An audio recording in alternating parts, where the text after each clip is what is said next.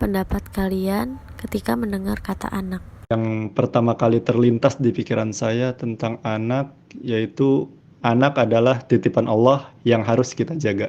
Menurut saya, anak itu adalah generasi penerus keluarga, nusa, bangsa, dan negara. Jumlah kasus kekerasan terhadap anak di Indonesia dari tahun ke tahun semakin bertambah. Kekerasan anak mengalami kekerasan dan eksploitasi darurat perlindungan anak. Selalu berujung pada kekerasan. Tindak kekerasan terhadap anak beberapa kali berujung pada kematian. Menurut WHO, ada beberapa jenis kekerasan pada anak, yaitu yang pertama ada kekerasan fisik. Kekerasan fisik adalah tindakan yang menyebabkan rasa sakit atau potensi menyebabkan sakit yang dilakukan oleh orang lain. Dapat terjadi sekali atau berulang kali. Kekerasan fisik misalnya dipukul, ditendang, dijewer, dicubit, dan sebagainya. Yang kedua ada kekerasan seksual. Kekerasan adalah keterlibatan kekerasan pada anak, yaitu dalam kegiatan seksual yang tidak dipahaminya. Kekerasan seksual dapat berupa perlakuan tidak senonoh dari orang lain, kegiatan yang menjurus pada pornografi, perkataan-perkataan porno, dan melibatkan anak dalam bisnis prostitusi dan sebagainya. Yang ketiga ada kekerasan emosional.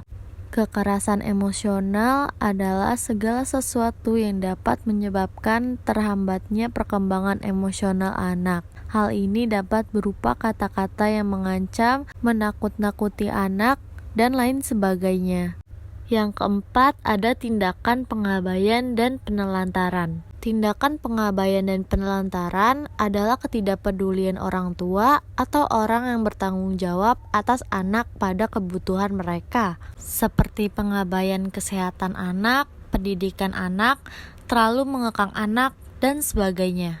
Yang terakhir ada kekerasan ekonomi. Kekerasan ekonomi atau yang disebut eksploitasi komersial adalah penyalahgunaan tenaga anak untuk bekerja dan kegiatan lainnya demi keuntungan orang tuanya atau orang lain, seperti menyuruh anak bekerja secara seharian dan menjuruskan anak pada pekerjaan-pekerjaan yang seharusnya belum dijalaninya. Bagaimana perasaan kalian ketika mendengar atau melihat kekerasan pada anak? Yang pasti kesel sih, apalagi pelakunya orang tua anak itu sendiri. Perasaan saya sih sedih. Padahal kan itu buah hatinya dia. Kapan dan di mana saja kekerasan anak dapat terjadi? Yang paling sedih sih ketika terjadi kekerasan di rumah anak itu sendiri. Di lingkungan tempat tinggalnya. Siapa yang berpotensi menjadi pelaku kekerasan? Seperti orang-orang yang nggak punya pikiran positif. Orang-orang terdekat yang berada di sekitar dia. Dampak kekerasan pada anak.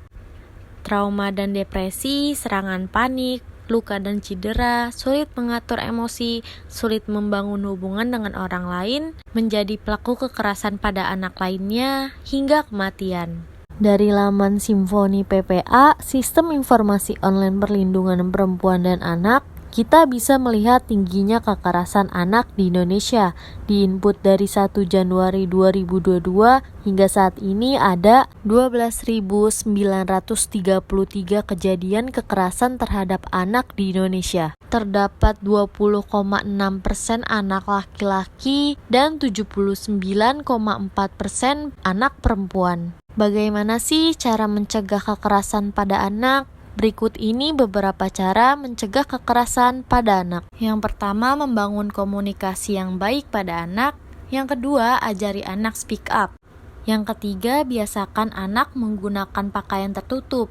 Yang keempat, maksimalkan peran sekolah untuk anak. Yang kelima, bekali anak dengan ilmu bela diri. Bab 12 Ketentuan Pidana Pasal 80 Ayat 1. Setiap orang yang melakukan kekejaman, kekerasan atau ancaman kekerasan atau penganiayaan terhadap anak dipidana dengan pidana penjara paling lama 3 tahun 6 bulan dan atau denda paling banyak 72 juta rupiah. Apa harapan kalian untuk tindak kekerasan pada anak ke depannya? Semoga tidak ada lagi orang tua yang melakukan tindak kekerasan terhadap anaknya. Saya harap penjagaan dan parenting orang tua di luar sana lebih baik lagi. Stop kekerasan pada anak. Saatnya mengedukasikan video ini kepada satu keluarga. Dalam praktek edukasi pendidikan anak dalam keluarga, One Student One Family, saya memperlihatkan video podcast yang saya buat sendiri kepada keluarga ini.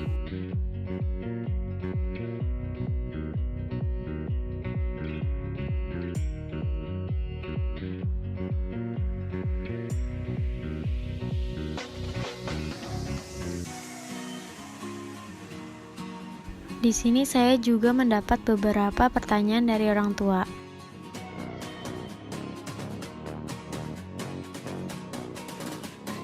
Saya juga menjelaskan dampak kekerasan pada anak dan cara pencegahannya.